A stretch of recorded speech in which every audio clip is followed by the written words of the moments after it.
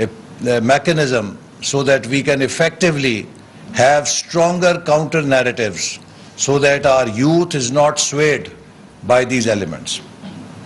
There are many reasons for people to take the path of extremism.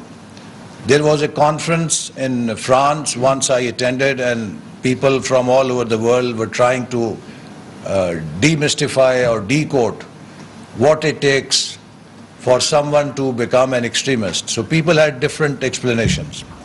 Someone said that, lack of education, somebody said unemployment, somebody said inequality, someone said, lack of justice, and all different sorts of answers. I remember there was a very senior veteran professor from either from Oxford University or Cambridge, I don't remember correctly, but he was very aged. And he was of German origin. He happened to be a Jew also. So he said that, look, what happened to Jews in Germany, today if you mention that in modern Germany, they would not even like to discuss it. It was so embarrassing for them. But were Germans illiterate nation? Were Germans unsophisticated people? Actually, German nation is one of the very advanced nations in Europe. But when they fell victim to the ideology of hate propagated by Hitler, they were completely blindfolded. And they acted in a manner that it still embarrasses them in history, that how they did what they did.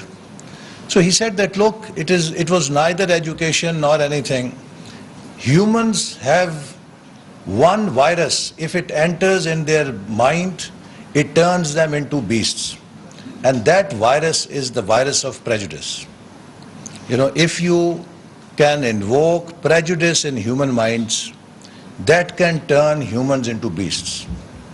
And this prejudice leads them towards hate. And when you are driven by hate, your mind shuts to any rationality.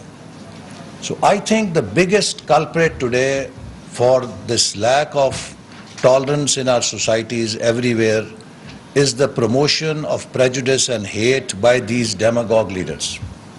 And that is what we need to now fight collectively as human civilization.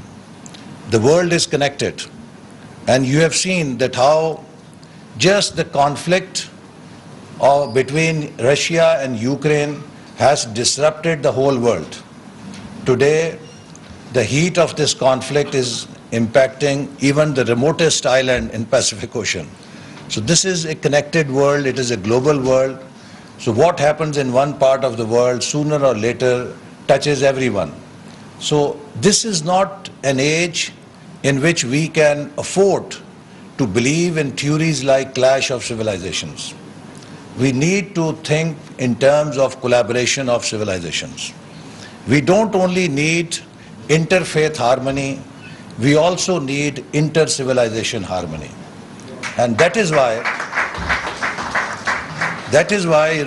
one of the challenges I have taken is to set up a center of excellence in which we will not only work to promote tolerance or understanding interfaith harmony, but also try to bring representatives of different civilizations